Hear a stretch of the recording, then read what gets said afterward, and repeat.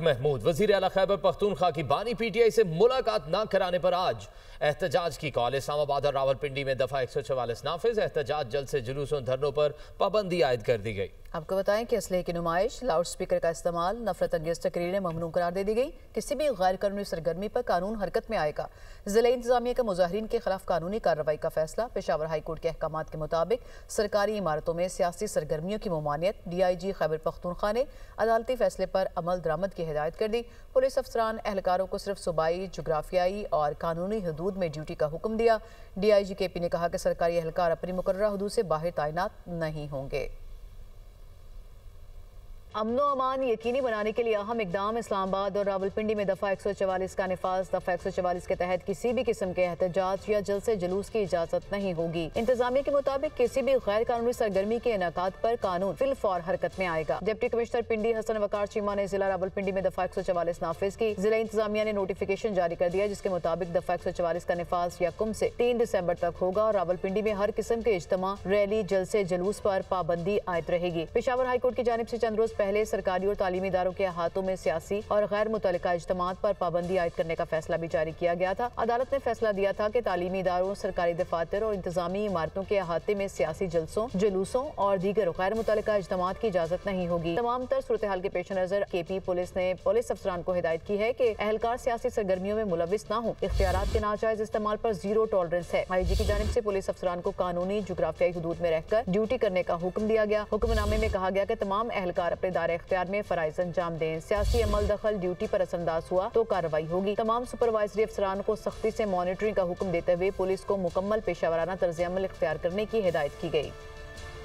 गैर कानूनी मुतालबा करेंगे तो वो कभी पूरा नहीं होगा। सोशल मीडिया पर इदारों के खिलाफ मज़मूम मुहिम चलाई जाती है। मुलाकात मुल्की इदारों के खिलाफ साजिशों के लिए नहीं, कानूनी अमूर के लिए होती है। वज़ीर इत्तलात अता तारड़ का कौमी असम्बली में इज़हार ख्याल। कहा, नवाज शरीफ और बेनज़ीर ने मुल्क के लिए मिसाक जमहूरियत किया। मिसाक जमहूरियत के बाद मुल्क में सियासी अमल बहाल हुआ। मुल्क में एक मिसाक जमहूरियत भी हुआ, एक चार्टर ऑफ डेमोक्रेसी भी हुआ। हमने अपनी गलतियों से सीखा और शहीद मोहतरमा बेनज़ीर भुट्टो साहिबा ने, मियां मोहम्मद नवाज शरीफ साहब ने और दोनों पार्टीज की लीडरशिप ने बैठ के एक मिसाक जमहूरियत किया और इस मुल्क में एक पीसफुल ट्रांजिशन वापस आई। मगर उस वक्त स्पॉइलर का किरदार किसने अदा किया? किसने कहा कि इसकी बहन बेटी को पकड़ के गिरफ्तार करो और जेलों के अंदर डाल दो?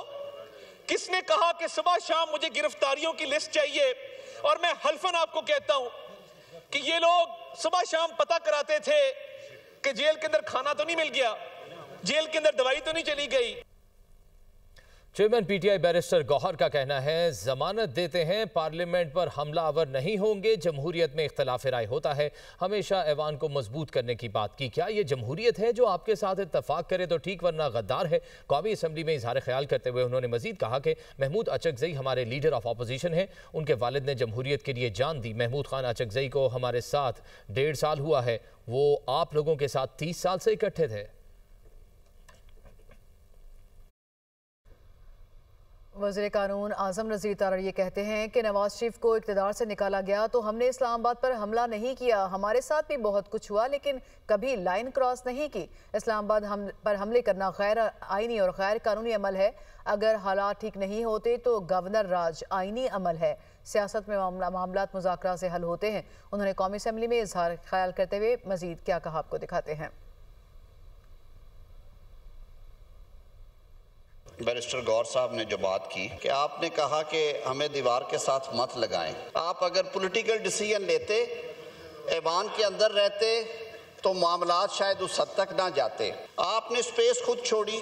सियासत ये नहीं है। सियासत और फिस्तायत में एक ही फ़र्क है कि सियासत में आप दलील से, डायलॉग से कायल करते हैं, फस्तायत में कहते हैं कि ताकत से करेंगे, बज़ोरे बाजू करेंगे, डंडा से करेंगे। वज़ीर आज़म ने हल्फ लेने के बाद जो पहली बात की, जब 2022 में एक आइनी तरीके से तहरीक अदम एतमाद कामयाब होने के बाद वो यहाँ पे खड़े हुए तारीख बता रही है और तारीख बताती रहेगी कि आप लोगों का फैसला गलत था, असम्बली छोड़ के जाने का। आपने उसकी कीमत अदा की। कुछ बातें हैं जो हमें करनी चाहिए। तारीख के झरोकों से हमें सबक हासिल होते हैं। शहीद जुल्फ़िकार अली भुट्टो को फांसी के फंदे पे ले जाया गया। लोगों ने एहतजाज जरूर किया, लेकिन उसकी लिमिट्स थी, उसमें रह के किया। मैं फिर एक दफ़ा वज़ीर आज़म पाकिस्तान मियाँ शहबाज शरीफ की वो बात दोहराता हूँ कि पाकिस्तान हैं तो हम सब हैं। लुकमे देने से ये भी नहीं बदलेगा कि इस कुर्सी को, जिसको आज आप जिसकी तरफ उंगली उठा रहे हैं, एक आईनी अमल को रोकने के लिए उस कुर्सी में बैठ के आपने मुंतखब ऐवान तहलील कर दिया था, 2 मिनट में तहलील कर दिया था। कराची में गुज़िश्ता रोज़ नीपा चुरंगी के करीब मैन होल में बच्चा गिरने का वाक़या। यूनिवर्सिटी रोड पर इलाका मकीनों का मुतासरा मुकाम पर एहतजाज। शहरियों ने सड़क को ब्लॉक कर दिया। जी बिल्कुल, कराची में गुज़िश्ता रोज़ नेपा चुरंगी के करीब मैन होल में बच्चा गिरने का वाक़या। यूनिवर्सिटी रोड पर इलाका मकीनों का मुतासरा मकाम पर एहतजाज। शहरियों ने सड़क को ब्लॉक कर दिया है। क्या मुतालबात है इनके, जानते हैं हमारे नुमाइंदे बिलाल नसीर से। जी बिलाल। जी बिल्कुल, गुज़िश्ता रोज जो नीपा पर मेन होल में बच्चा गिरा था, जिसके बाद रेस्क्यू ऑपरेशन काफी ताखीर से शुरू हुआ था और उसके बाद जब डेड बॉडी मिली है तो तब भी एहतजाज मुजाहिरीन करते रहे। लेकिन आज दोबारा से लवाकिन जो हैं और इलाका मकीन जमा हुए नीपा चौरंगी पर, उन्होंने अपना एहतजाज रिकॉर्ड करवाया है और उनका यही मुतालबा है कि शहर भर में जो मेन होल के ढक्कन खाली नहीं है वहां पर ढक्कन लगाए जाएं। इसके साथ साथ हुकूमत फौरी तौर पर इक़दाम करे। सड़कें टूटी हुई हैं जिसके बायस पे दर पे हादसा हो रहे हैं, बच्चे मेन होल्स में गिर रहे हैं, लेकिन हुकूमत उस पर कोई हिकमत अमली तैयार नहीं कर रही। तो इनका मुतालबा था कि फौरी तौर पर जितने भी शहर में ढक्कन नहीं है मेन होल्स पर, वो ढक्कन लगाए जाएं और इसके साथ साथ तमाम तर इक़दाम किए जाएं जिससे शहरियों की जानो माल महफूज हो सके। जी बहुत शुक्रिया बिलाल नसीर। रहनुमा तहरीक इंसाफ असद कैसर कहते हैं कि सबसे बड़ी पार्टी के खिलाफ गवर्नर राज की बात की जा रही है। हुकूमत का नुमाइंदा गैर जमहूरी रवैया अपना रहा है।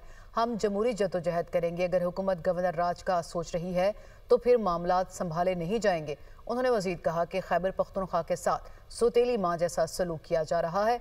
वफाक खैबर पख्तूनख्वा को उसका हक नहीं दे रहा। ये जो इधर बैठे हैं हमारे दो दोस्त बैठे हैं, कल उसने टीवी पे कहा है कि खैबर पख्तूनख्वा में गवर्नर राज के ऊपर सोचा जा सकता है। मैं नाम मैं भूल गया, वो बैरिस्टर साहब क्या, अच्छा बैरिस्टर अकील। इसने किस कैपेसिटी पे बात की? सबसे पहले तो गैर जमहूरी और गैर जमहूरी इन्होंने अपनाया है, हुकूमत के एक नुमाइंदे ने अपनाया है कि एक सूबे में एक जमहूरी जो सबसे ज्यादा वोट ले चुके हैं, जो उधर सबसे ज्यादा पॉलिटिकल पार्टी, जो सबसे ज्यादा पॉपुलर पार्टी है, पार्लियामेंट सबसे बड़ी पार्टी है, उसके खिलाफ ये कह रहे हैं कि गवर्नर राज के ऊपर सोचा जा सकता है। ये आप सोच सकते हैं, आप भी गलतफहमी जो है गलतफहमी में रहे। आपने खैबर पख्तूनख्वा के साथ जो सौतेली माँ का सलूक रखा है, अभी तक आपने नेट हाइडल प्रॉफिट नहीं दे रहे। अभी तक आप जो NFC अवार्ड के मुताबिक उसके शेयर है वो नहीं दे रहे। वज़ीर आला KP सुहेल आफरीदी कहते हैं कि हिम्मत है तो गवर्नर राज लगाएं, हम नहीं डरते। बंद कमरों की पॉलिसी नाफिज करने वालों को अपने रवैये पर गौर करना चाहिए। किसी गवर्नर राज से हम नहीं डरते हैं। अगर इनमें इतनी हिम्मत है तो लगा कर देखें। सूबे में अमन अमान की सूरत हाल खराब है, क्या कहेंगे? ये जो जिन्होंने बंद कमरों की पॉलिसियां खैबर पख्तूनख्वा में इम्प्लीमेंट की है, तो उनको चाहिए कि इसका एहसास करें।